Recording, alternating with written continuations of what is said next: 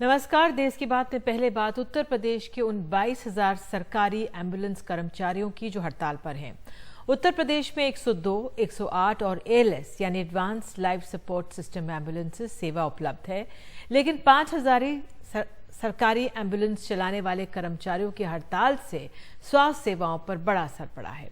मरीज बहुत परेशान हो रहे हैं। एम्बुलेंस ना मिलने से कई खाट पर मरीजों को ले जाने की तस्वीरें आ रही हैं और कहीं कहीं से तो मौत की भी खबरें आई।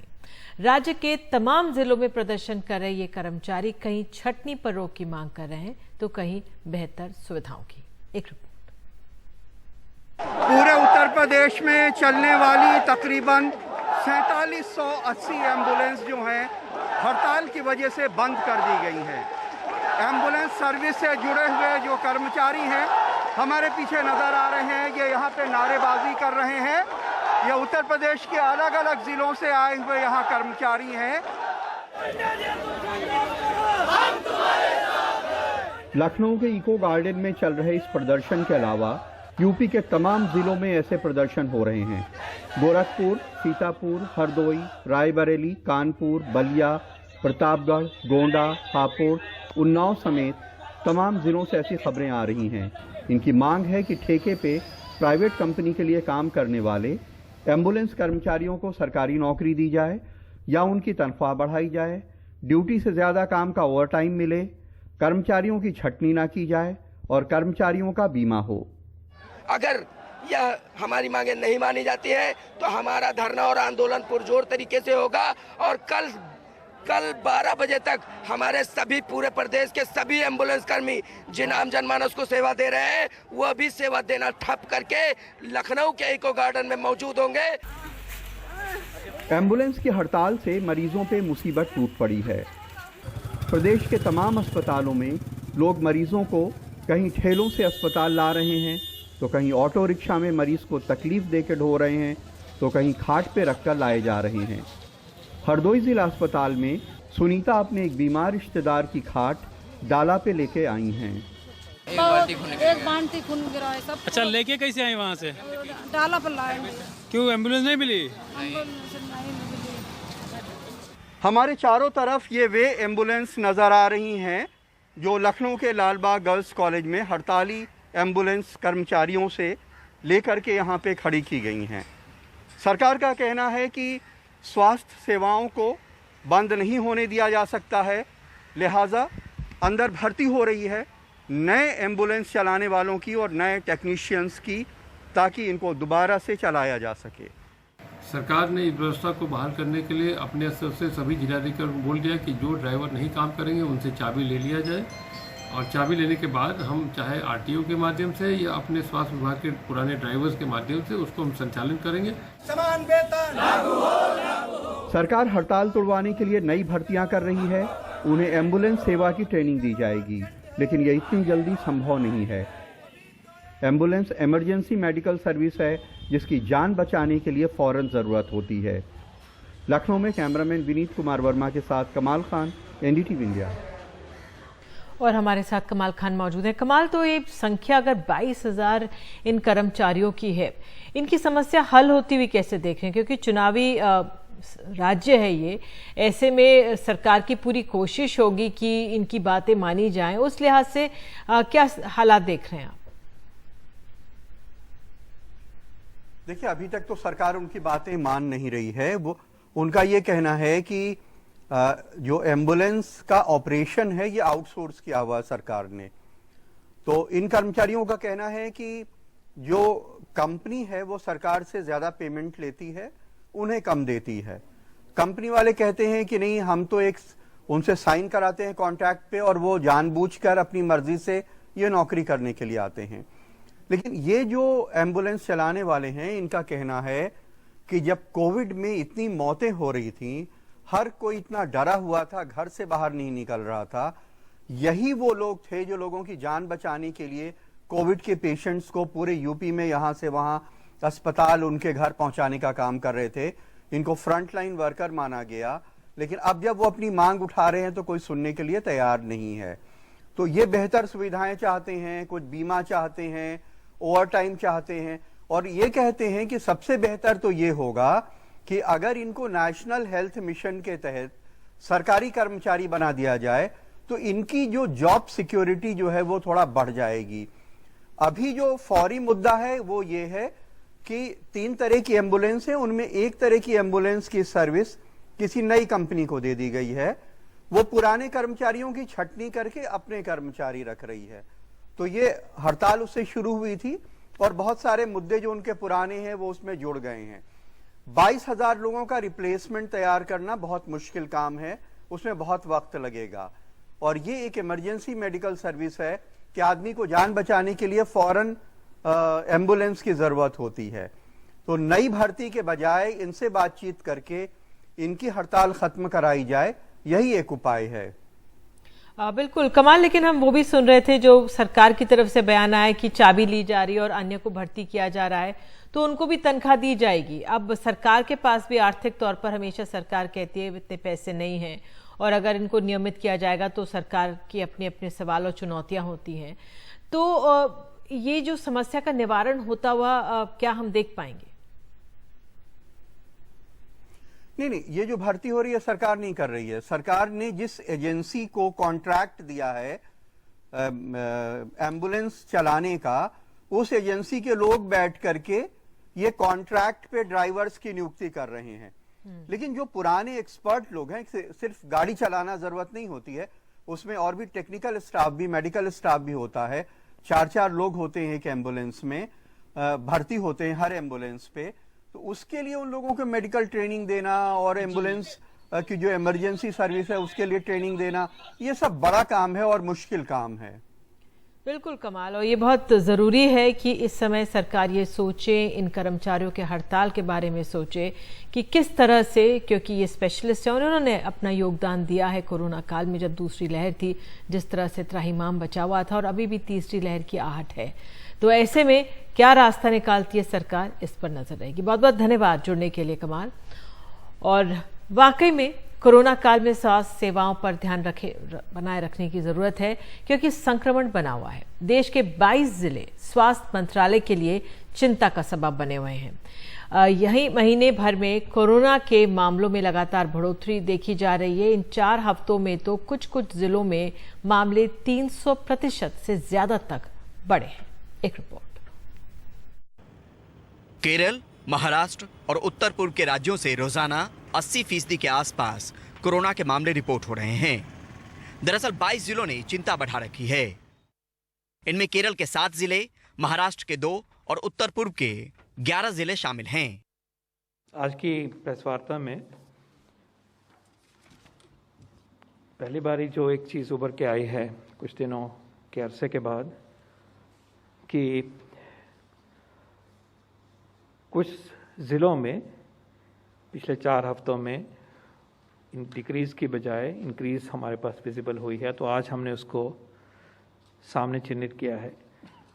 It may be a chance, it may be only an aberration, but it is also a concern, cause for concern that we have to be careful. इन जिलों में मामलों में लगातार उछाल देखा जा रहा है। पिछले महीने भर के दौरान मणिपुर के चंदेल जिले में 325%, अरुणाचल प्रदेश के वेस्ट सियांग में 300%, मणिपुर के नोने जिले में 267%, केरल के कोट्टायम में 64%, केरल के मल्लापुरम में 59%, महाराष्ट्र के बीड जिले में 33% तक मामले बढ़े हैं। सरकार की निगरानी भी है और लोगों की लापरवाही भी।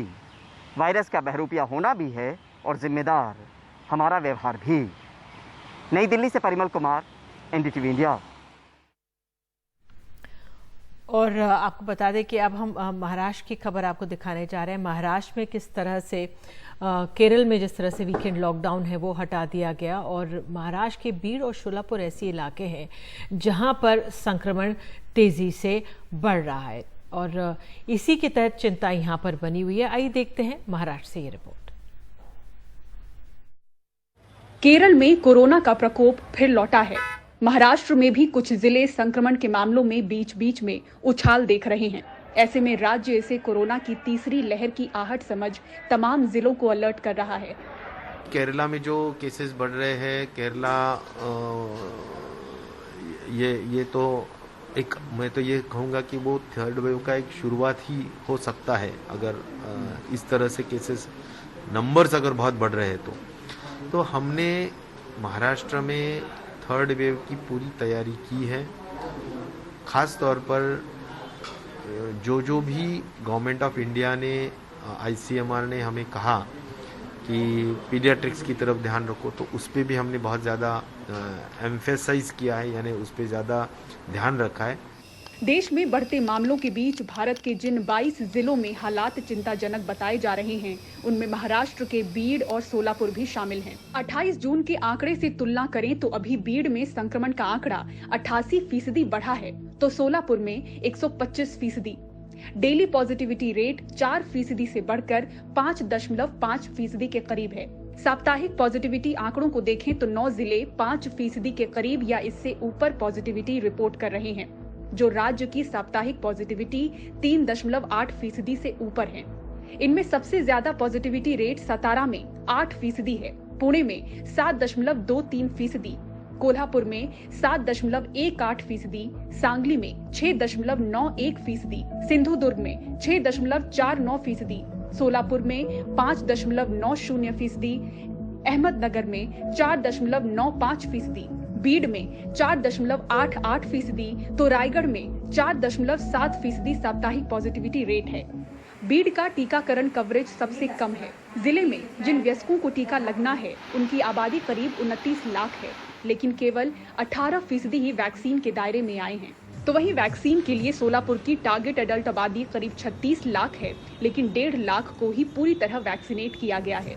महाराष्ट्र की करीब 6 करोड़ से ज्यादा की आबादी अब भी टीके से दूर है। बीड़ और सोलापुर के बारे में जो केंद्र सरकार से बात हो रही है, उसमें समझ में आ रहा है कि शायद इनमें जो है टेस्ट पॉजिटिविटी रेट ज़रा थोड़ी ज़्यादा है, और केरला में स्वाभाविक है कि सबको ही चिंता है कि मामले जो है बहुत रफ्तार से बढ़ रहे हैं। बहुत बड़ी पॉपुलेशन है जो कि अभी वैक्सीनेटेड नहीं है। महाराष्ट्र में जो है, जो भले ही हमारे पूरा नंबर वो वैक्सीनेटेड पीपल का 1 करोड़ के ऊपर और एक वैक्सीन मिले वो का 3 करोड़ के ऊपर है, फिर भी हमारे करीब 6 से 7 करोड़ जनता है जिनको वैक्सीन नहीं मिली है। इसलिए कोविड अप्रोप्रिएट बिहेवियर जारी रखना बहुत ज़रूरी है। वहीं इंडियन मेडिकल एसोसिएशन का कहना है कि तीसरी लहर नहीं बल्कि ये दूसरी वेव ही है जो अभी तक खत्म नहीं हुई। ये तीसरी लहर की शुरुआत है, ऐसे हेल्थ मिनिस्टर ने जरूर बताया होगा, लेकिन ये दूसरी लहर में ही उछाल है। एपिडेमियोलॉजी के अनुसार इस तरह की उछाल और नीचे हो जाती है। ये दूसरी लहर अभी तक खत्म नहीं हुई है। जानकार अब तक के ट्रेंड के मुताबिक मानते हैं कि केरल में संक्रमण में उछाल के बाद महाराष्ट्र में मामलों में वृद्धि दिखती है। फिलहाल महाराष्ट्र के मामलों में बड़ा उछाल नहीं दिख रहा, पर कुछ जिलों के ट्रेंड परेशान कर रहे हैं। मुंबई से पूजा भारद्वाज, NDTV इंडिया। और आपको बता दें कि जिस तरह से ये मामले संक्रमण के बढ़ रहे हैं, तो एकमात्र हथियार जो है बचाने का वो टीका है, लेकिन टीकों की कमी अभी भी महसूस की जा रही है। तेलंगाना में हैदराबाद समेत 5 जिलों में कोरोना के मामले तेजी से बढ़ रहे हैं। संक्रमण से मुकाबले के लिए टीका ही जरूरी है, और ऐसे में राज्य सरकार टीकाकरण में तेजी लाने की कोशिश कर रही है, लेकिन ज़रूरत के हिसाब से टीके की सप्लाई नहीं हो रही है। ऐसे में टीकाकरण की रफ्तार कभी तेज तो कभी धीमी हो रही है। सिकंदराबाद में 2 दिन बाद टीका आने से कोवैक्सीन लगवाने वालों की आज भीड़ सी एक तरह से उमड़ पड़ी। एक समय तो वहां भगदड़ जैसे हालात पैदा हो गए। उमा सुधीर और जानकारी दे रही है। यहाँ तेलंगाना में सिकंदराबाद में एक वैक्सीनेशन सेंटर में भगदड़ मची हुई है, क्योंकि बहुत सारे लोग जो घंटों से खड़े थे वैक्सीनेशन के लिए, उनको अब वैक्सीनेशन नहीं मिल रही है। वहाँ पे जब दरवाज़ा खुला था तो बहुत सारे लोग एकदम से अंदर चले गए, क्योंकि सबको एक तरह से टेंशन हो रही थी कि उनको वैक्सीन अपनी नहीं मिलेगी। कोवैक्सीन की सप्लाई कम पड़ गई है, और बहुत दिनों से लोग कह रहे हैं कि उनको कोवैक्सीन की जो दूसरी डोज लेनी थी वो नहीं मिल पा रहा है, और यही वजह है कि इतने सारे लोग यहाँ पर जमा हुए हैं अपना सेकेंड डोज लेने के लिए। अगर आप तेलंगाना की बात करें तो 3.5 करोड़ की यहाँ की पॉपुलेशन है, और सिर्फ 1 लाख और 1 करोड़ 10 लाख को पहला डोज मिला है और 55 लाख लोगों को सेकेंड डोज भी मिल चुका है, यानी कि एक डोज मिलने वाले सिर्फ 30% है। और जिन लोगों ने कोवैक्सीन ली है उनकी जो प्रपोर्शन है वो तेलंगाना में ज़्यादा है। अगर हम देश भर की बात करें तो 12% होगी कोवैक्सीन लेने वालों की संख्या, और यहाँ तेलंगाना में 19% तक है, यानी कि 5 में से 1 आदमी कोवैक्सीन ले रहा है और सिर्फ 1 महीने में उसे दूसरा डोज चाहिए। और पहले से ही भारत बायोटेक पर आरोप है कि उन्होंने जो सप्लाईज प्रॉमिस की थी वो नहीं दे पा रहे हैं और इसकी वजह से सेंटर्स में सप्लाई नहीं आ रही है। आप कब से आए हुए हैं, बोलिए? मैं 15 को आया था, 15 को मेरे को 29 का डेट दी है कोविशील्ड सेकेंड डोज, तो कहते कल तक है, आज नहीं है। अब 1 मंथ 50 डेज के बाद आना, ऐसे कैसे वेट करते रहते, पहले भी ऑलरेडी 2 मंथ्स लेट है। आपने कोविशील्ड लिया है? कोविशील्ड है, उसके लिए भी मुश्किल हो रहा है आपको? नहीं, हाँ, उसके नहीं दे रहे, अभी बोल रहे 1 month and half 15 days extra होना। तो स्टॉक खत्म हो गया, ऐसे स्टॉक खत्म हो गया है। ये कोविशील्ड की बात कर रहे हैं। वैसे तो इस वाले सेंटर में कोवैक्सीन दिया जा रहा है और पुलिस के लिए काफ़ी मुश्किलात आ रहे हैं, क्योंकि यहाँ पे रेगुलेट करने वाले बहुत कम है लोग हैं और लोगों में काफ़ी एक चिंता और टेंशन है कि उनको नहीं मिल पाएगा डोसेज, उनका सेकेंड डोज। और यही वजह है कि यहाँ पे लोग एकदम से बिना सोशल डिस्टेंसिंग के यहाँ पे खड़े हुए हैं। हैदराबाद से कैमरा पर्सन नागराजू के साथ उमा सुधीर, एनडीटीवी इंडिया के लिए। और देश की बात में बात करते हैं स्कूलों की। स्कूलों को खोलने पर अब भी संशय बरकरार है। इस बीच स्कूल खोलने को लेकर दिल्ली सरकार ने जो माता पिता हैं उनकी राय जानना चाहिए। वहीं लोकल सर्कल ने देश के 361 जिलों में 32,000 माता पिता पर किए गए एक सर्वे में पाया है कि 48% जो पेरेंट्स हैं उनका मानना है कि जब तक बच्चों को वैक्सीन ना लग जाए तब तक स्कूल वो भेजने को राजी नहीं है। देश के चौथे सीरो सर्वे के परिणाम आने के बाद से एक बार फिर से स्कूल खोलने की चर्चा जोर पकड़ने लगी है। दिल्ली सरकार ने स्कूल खोलने को लेकर delhischools21@gmail.com ईमेल आईडी पर पेरेंट्स से उनके सुझाव मांगे हैं। दिल्ली के जो पेरेंट्स हैं, मैं उनसे रिक्वेस्ट करूंगा कि अगर आपका बच्चा किसी स्कूल या कॉलेज में पढ़ता है, चाहे गवर्नमेंट में पढ़ता हो या प्राइवेट में पढ़ता हो, आप हमें बताएं कि हमें स्कूल या कॉलेज खोलने चाहिए, अगर खोलने चाहिए तो कैसे खोलने चाहिए। टीचर्स हमें बताएं, स्टूडेंट्स अगर हमें ईमेल कर सकते हैं तो स्टूडेंट्स हमें बताएं। और मैं उसके लिए आपको एक ईमेल आईडी दे रहा हूं, बहुत इजी ईमेल आईडी है, delhischools21@gmail.com delhischools21@gmail.com। तो इस पर आप अपने सुझाव हमें भेज सकते हैं। वहीं दूसरी तरफ लोकल सर्कल्स ने 32,000 पेरेंट्स पर एक सर्वे में पाया कि 48% पेरेंट्स बच्चों को टीका लगने के बाद ही स्कूल भेजना चाहते हैं। वहीं 30% पेरेंट्स का मत है कि अगर उनके जिले में कोरोना का एक भी मामला नहीं रहता तभी वो अपने बच्चों को स्कूल भेजेंगे। करीब 21% इस बात पर राजी हैं कि अगर स्कूल खोले जाते हैं तो अपने बच्चों को भेजेंगे। 361 जिलों में इस सर्वे में 47% पेरेंट्स टायर 1, 27% टायर 2 और 26% पेरेंट्स टायर 3, 4 और ग्रामीण जिलों से हैं। पेरेंट्स क्या बताएंगे? पेरेंट्स कोई साइंटिस्ट है, पेरेंट्स कोई एक्सपर्ट्स है, तो इसलिए ये टोटल 100% सरकार की अपनी जिम्मेदारी है ये देखना कि क्या वो पूरी तरीके से प्रिपेयर्ड हैं। अगर वो प्रिपेयर्ड हैं और जो होना चाहिए आज के वक्त में, तो मुझे लगता है कि स्कूलों को बिल्कुल खोलना चाहिए, सब बच्चों को बुलाना चाहिए। कुछ नामचीन लोगों ने ट्वीट के जरिए स्कूल खोलने की वकालत की है। आनंद महिंद्रा ने प्रधानमंत्री और शिक्षा मंत्री को टैग करते हुए ट्वीट किया कि हमें सभी स्कूल को खोलने पर ध्यान देना चाहिए, सभी स्टाफ का टीकाकरण प्राथमिकता पर किया जाना चाहिए, देश का भविष्य दांव पर है। अगर स्कूल खोलने हैं तो पहले प्राइमरी स्कूल खोलने चाहिए और ये भी देखना चाहिए कि जितना सपोर्ट स्टाफ है स्कूल का, चाहे बस ड्राइवर हो, चाहे टीचर्स हो, चाहे स्टाफ हो स्कूल का, उनका वैक्सीनेशन होना बहुत ही ज़रूरी है। ये डिपेंड करेगा हर डिस्ट्रिक्ट की फैक्टर पे, हर डिस्ट्रिक्ट के और स्टेट लेवल पे डिसीजन लेना पड़ेगा, क्योंकि डिपेंड करेगा क्या उनका वैक्सीनेशन है। देश के कल को लेकर आज का ये फैसला अहम है। घर में घुटन है और बाहर वायरस, लिहाजा एहतियात बरतते हुए बेहतर कल को लेकर कदम उठाया जा सकता है। नई दिल्ली से परिमल कुमार, एनडीटीवी इंडिया। और देश की बात में आगे, झारखंड के धनबाद में जज उत्तम आनंद की मौत ने किस तरह खड़े कर दिए कई सवाल। उन पहलुओं को टटोलती एक अहम रिपोर्ट।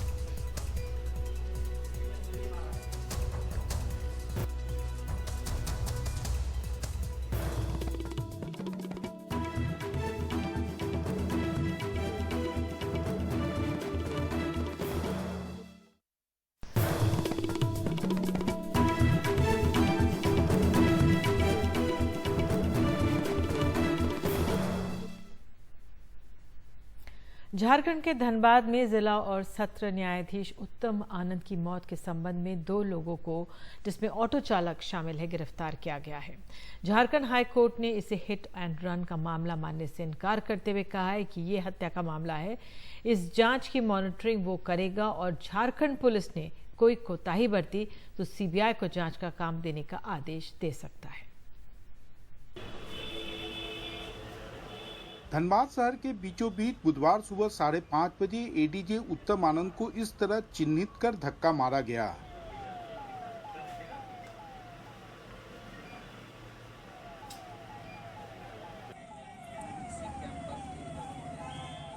शुरू के कुछ घंटे सब उनकी मौत दुर्घटना मान रहे थे, लेकिन जब इस सीसीटीवी का फुटेज सबने देखा तो परिवार वालों ने तुरंत अज्ञात लोगों के खिलाफ हत्या का मामला दर्ज कराया। वीडियो को तो देख करके लग रहा है कि इंटेंशनली कोई मारा है, ये एक्सीडेंट का केस नहीं लगता है। सुनियोजित तरीके से मारा गया है, क्योंकि कोई ऑटो से धक्का लगा, आदमी छटपटा गया, लेकिन देखिए उनको गिरने के बाद स्थिर पड़ गया। इसलिए ये कोई दुर्घटना नहीं है, ये जानबूझ करके सोची समझी साजिश के तहत हत्या की गई है। पुलिस इस मामले की संवेदनशीलता को देखते हुए जांच में लगी और गिरिडीह से ऑटो और बुधवार रात को 2 आरोपियों लखन वर्मा और राहुल वर्मा को गिरफ्तार किया। डीआईजी के तहत एक एसआईटी भी बनाई गई है। जो साक्ष्य आएंगे, साक्ष्य के साथ जब ठोस बातें आएंगी, क्योंकि मामला सेंसिटिव है, जब कोई ठोस बात आएगा तो हम आपके साथ शेयर करेंगे। हमने अभी ये, क्योंकि ये मामला गिरफ्तारी जो एक ठोस मामला था, हम आपके साथ शेयर कर रहे हैं। बाकी जो एविडेंस आएगा, एविडेंस के आधार पर जो आगे की कार्रवाई होगी वो हम आपके साथ शेयर करेंगे। बहुत सारी चीजें सामने आई हैं जो इन्वेस्टिगेशन के क्रम में आ रही है, अलग अलग स्रोत है, चाहे वो पत्रकारों का स्रोत हो या लोगों का स्रोत हो या हम लोगों का जो टेक्निकल स्रोत है या हमारी जो सीआईडी की टीम है या स्पेशल ब्रांच का कुछ इन्फॉर्मेशन है। सारे इन्फॉर्मेशन को हम लोग ले रहे हैं, उसको हम लोग प्रॉपर्ली वेरीफाई कर रहे हैं कि उसमें कितना सत्य है, कितना गलत है, और जो सत्य है उसको फिर हम लोग लेकर के इन्वेस्टिगेशन में आ रहे हैं। तो फाइनली उसके आधार पर फिर आगे हम लोग। पुलिस का कहना है जांच के दौरान पता चला है एक ऑटो आरोपियों ने चोरी किया था और इस काम के लिए उन्हें अच्छी खासी रकम मिली थी। रात में करीब 3:30 बजे हम लोग उठे तो देखे टेम्पो गायब है। गाड़ी कहाँ रखते हैं? गाड़ी बस यहीं पर रखते हैं खड़ा। क्या बजे गाड़ी आप देखा?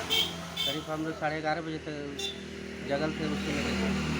और अगल बगल कोई शहर में था क्या? अगल बगल सुनते ना, मेरे पिताजी वहाँ सुनते हैं। इसका सूचना थाना को दिए? पाथरी थाना सूचना दी है। वहाँ लेके गया तो मेरा भाई बोला कि कहाँ से आए? तो बोला हम आए पाथरडी से, तो हमको 80,000 लॉटरी लगा। और लॉटरी लगने के बाद हम यही गाड़ी लिए हैं और एक तो मोबाइल लिए। और उसके बाद गाड़ी का पूजा वूजा कर दीजिए दीदी। तो बोला कि पूजा तो हम कैसे करेंगे, मेरा गाड़ी ऐसी रखा हुआ रहता है, हम दूसरा गाड़ी क्या पूजा करेंगे। तो अपना माँ पास फ़ोन किया, बोला क्या बात है। तो बोला हम तो कुछ जानते हैं ना, यहाँ न गाड़ी लिया ना कुछ लिया, पता न कहाँ से लेके गया। लेकिन सवाल है आखिर जज उत्तम आनंद को क्यों निशाना बनाया गया। जानकारों के अनुसार उन्होंने हाल में रंजय सिंह हत्याकांड में कई आरोपियों की जमानत याचिका खारिज की थी। कई मामलों में जल्द फैसला भी देने वाले थे। इस मामले की गूंज सर्वोच्च न्यायालय तक आज सुनाई दी। ये न्यायपालिका की आजादी पर डरावना हमला है और मैंने झारखंड हाईकोर्ट के मुख्य न्यायाधीश से बात की है। मैंने मुख्य न्यायाधीश से भी आज इसकी चर्चा की। मैं सीबीआई जांच की मांग कर रहा हूं, क्योंकि ऐसे मामलों में आमतौर पर स्थानीय पुलिस शामिल रहती है और इसी वजह से ऐसे हमले हो पाते हैं।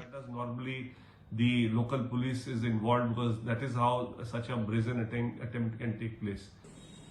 अब इंतजार इस बात का है कि आरोपियों को पैसे देकर ये काम करवाने वाले असल अपराधी कब पकड़े जाते हैं। धनबाद से कुंदन और रांची से हरवंश के साथ मनीष कुमार, एनडीटीवी इंडिया के लिए। और हमारे साथ हमारे वरिष्ठ सहयोगी मनीष कुमार मौजूद हैं। मनीष, ये रिपोर्ट में आप दिखा रहे हैं किस तरह से जो ऑटो चालक है वो तो गिरफ्तार हो गया, लेकिन कई सवाल अभी भी बने हुए हैं। जो अपराध की दुनिया वहाँ पर है वो कितनी गहरी है और क्या संकेत मिलते हैं इस हत्या से? निधि, ये मामला जैसा कि झारखंड उच्च न्यायालय के मुख्य न्यायाधीश जस्टिस रवि रंजन ने कहा कि ये कहीं से हिट एंड रन का मामला नहीं लगता है, ये क्लियर कट केस जो है वो हत्या का है। और कमोवेश अब झारखंड की पुलिस, खासकर धनबाद पुलिस जो इस मामले की जांच कर रही है, उसका भी यही मानना है। लेकिन हाँ, जब धनबाद के एसएसपी अब से कुछ देर पहले एक संवाददाता सम्मेलन में दोनों आरोपियों को उन्होंने मीडिया के सामने पेश किया, उन्होंने यही कहा कि ये मामला काफी संवेदनशील है, इसलिए वो कूद कर कदम रख रहे हैं। जो भी इस हत्या के पीछे साजिश करता है वो उनके पास पहुंचना चाहते हैं, इसलिए जब तक उनके पास ठोस सबूत नहीं आते हैं, उनके पास कई सारे सबूत तो उनको हाथ लग गए हैं, जैसे वो ऑटो का ड्राइवर और साथ ही साथ जो कहानी उसने बनाई थी कि पैसे आए तो किसने पैसे दिए उसके बारे में भी पता चला है। लेकिन पुलिस का कहना है कि उन्हें अभी और साक्ष्य जुटाना है। निश्चित रूप से इस घटना को अंजाम देने वाला ये जो ड्राइवर है वो एक तरह से सुपारी किलर का काम उसने किया है। उसे शायद ये भी नहीं पता हो कि वो किसको धक्का मारने जा रहा है। इसके पीछे कोई ना कोई एक जो मास्टरमाइंड है वो कोई बड़ा आदमी है, वो बड़ा ही साथी दिमाग का आदमी है। लेकिन पुलिस का कहना है कि अगले 2 से 3 दिनों में इस पूरे मामले का उद्भेदन कर लिया जाएगा। जी बिल्कुल, बहुत बहुत धन्यवाद मनीष इस तमाम जानकारी के लिए, क्योंकि सुबह से जब से तस्वीरें आई हैं तब से वाकई में हैरान और परेशान करने वाली ये तस्वीरें रही थी। फिलहाल देश की बात में हम आपको बता दें, एक ब्रेक लेते हैं। आगे मध्य प्रदेश में प्रधानमंत्री आवास योजना की एक बेहद पोल खुलती हुई रिपोर्ट दिखाएंगे। बने रहिए हमारे साथ।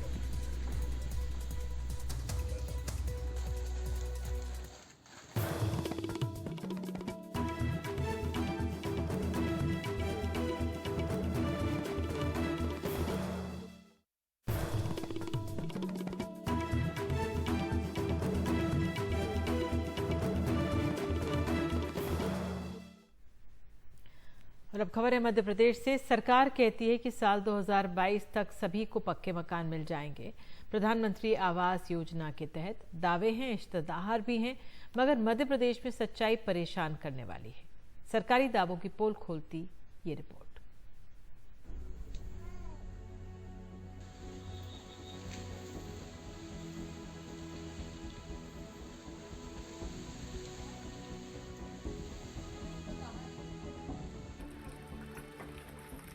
पक्की दीवारों के बीच तिरपाल ताने आगर मालवा के अर्जुन नगर में रहते हैं पूरा लाल।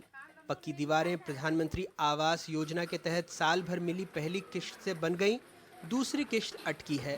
बैंड बजाते थे, कोरोना में बेरोजगार हैं, बरसात में ये बांस और प्लास्टिक इन दीवारों को जैसे चिढ़ा रही हैं। पूरा लाल का घर अधूरा है।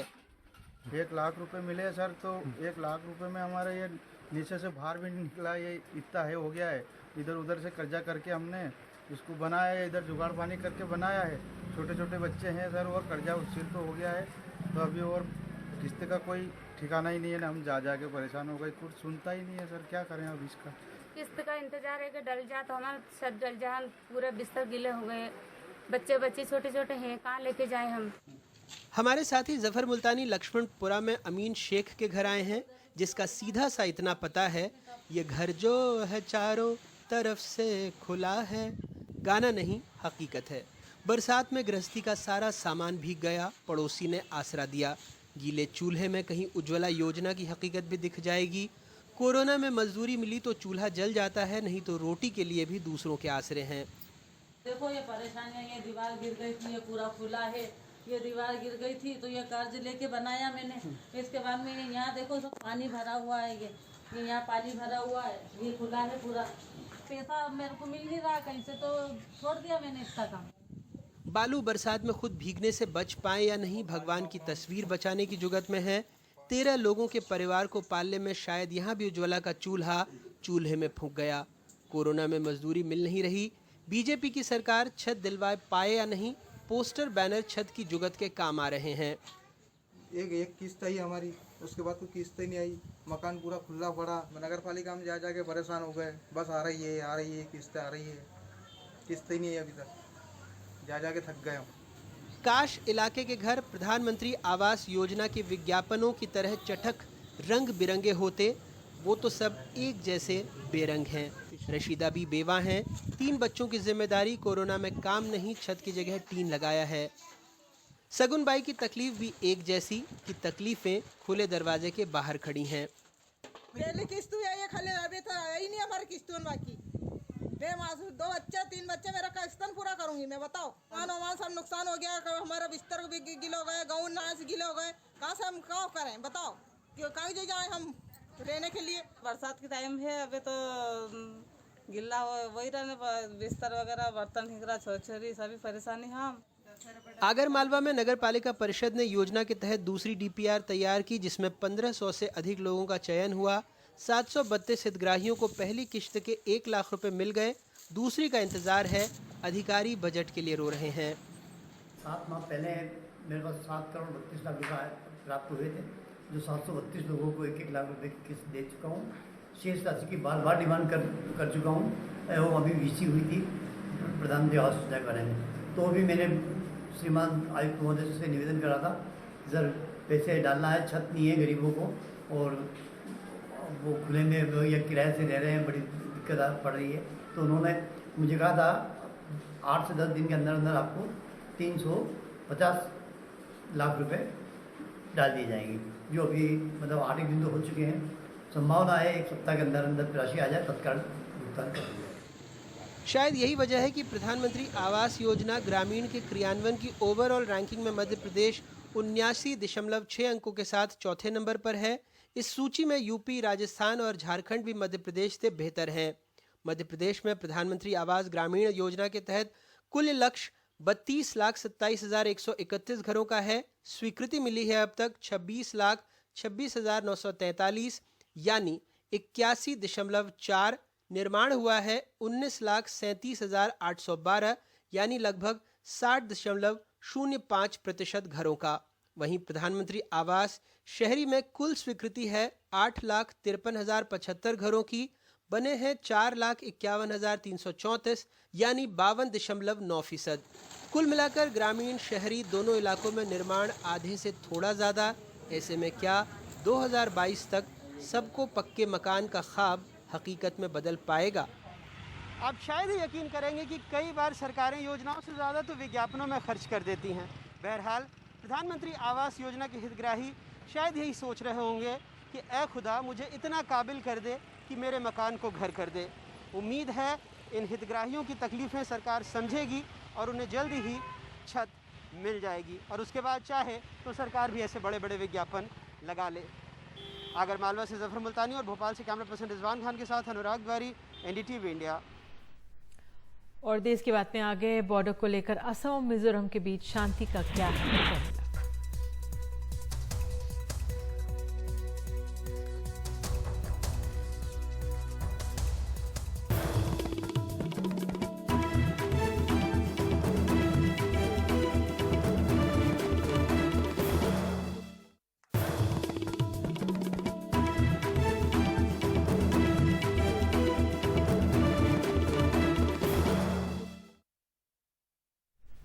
असम और मिजोरम दोनों राज्य सरकारें अपनी सीमा पर एक तटस्थ बल की तैनाती के लिए सहमत हुई है। इस समझौते के तहत असम और मिजोरम के अशांत सीमा क्षेत्र में केंद्रीय बल तैनात रहेगा। साथ ही दोनों राज्य सरकार सीमा मुद्दे को सौहार्दपूर्ण तरीके से हल करने के लिए चर्चा जारी रखने पर भी सहमत हुई। और हमारे सहयोगी रतनदीप की ग्राउंड रिपोर्ट देखिए।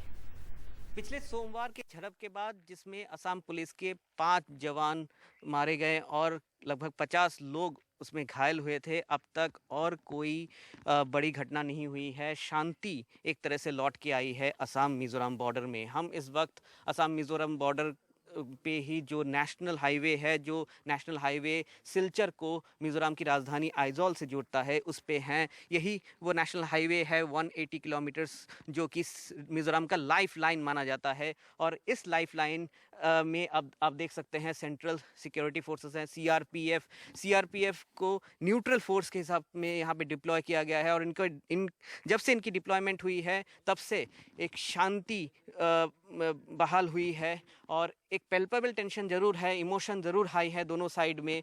मगर सबसे बड़ी बात है कि ये जो नेशनल हाईवे आप देख रहे हैं, ये नेशनल हाईवे ही जोड़ता है मिज़ोरम को देश के बाकी हिस्सों से। इसी नेशनल हाईवे से मिज़ोरम का सब जो सप्लाईज़ हैं, एसेंशियल सप्लाईज़ हैं, ये आते हैं। आगे चल के 1 किलोमीटर आगे मिज़ोरम की तरफ भी और एक नाका है सीआरपीएफ का, और इस नाके के आगे आम आदमी भी नहीं जा सकता, मीडिया के भी जाने की इजाज़त नहीं है। उस तरफ से भी आम आदमी नहीं आएगा, कोई मीडिया पर्सन नहीं आ पाएंगे, कोई मूवमेंट नहीं हो सकती है व्हीकल की अनटिल अनलेस वहाँ पे आपको एक स्पेशल पास मिले और स्पेशल ऑर्डर्स के साथ ही यहाँ पे व्हीकल की मूवमेंट हो सकती है। और इस तरह से एक पोटेंशियल क्राइसिस आगे जाके बन सकता है इस इलाके में। अगर यहाँ पे व्हीकल्स की मूवमेंट रुक जाए, ट्रकों की मूवमेंट रुक जाए, तो एसेंशियल सप्लाईज की एक क्राइसिस मिज़ोरम में हो सकती है। असम मिज़ोरम बॉर्डर से कैमरा पर्सन संजय चक्रवर्ती के साथ रतनदीप चौधरी, एनडीटीवी इंडिया। तो रतनदीप बता रहे किस तरह से ज़रूरी सामान की किल्लत हो सकती है, क्योंकि जो हिंसा हुई उसके बाद से रास्ते में कई ट्रक फंसे हुए हैं। ऐसे एक ट्रक चालक से बात की है रतनदीप। भाई साहब क्या नाम है? राम प्रवेश कुमार मेरा नाम हुआ। राम जी कहाँ से आए हैं आप? क्या कैरी कर रहे हैं आपकी गाड़ी में? हम दिल्ली से माल लेके चले थे, 21 या 22 तारीख को वहाँ से निकले और यहाँ हम परसों रात में पहुँच गए। तो पीछे हमको सिलचर पार किए, तो पीछे वहाँ पे पब्लिक ने 2-4-5 आदमी आके गाड़ी को घेर लिया, बोला कि गाड़ी नहीं ले जा सकते तुम, जो बॉर्डर पे लफड़ा हुआ है, 5-6 जवान मर गया है।